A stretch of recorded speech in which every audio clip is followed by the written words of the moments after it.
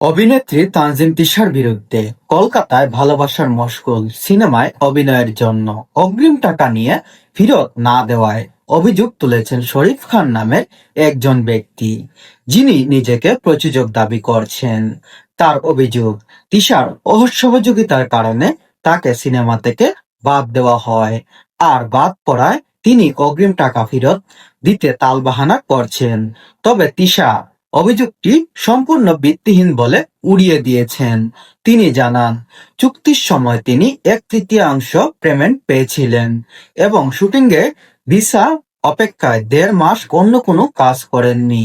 চুক্তিতে উল্লেখ ছিল শুটিং বাতিল হলে এ টাকা ফেরতযোগ্য নয়। তিনি দাবি, শরীফ খান মধ্যরাতে তাকে ফোন করে করতে চেয়েছেন, যা তিনি অপেশাদার আচরণ মনে করেন।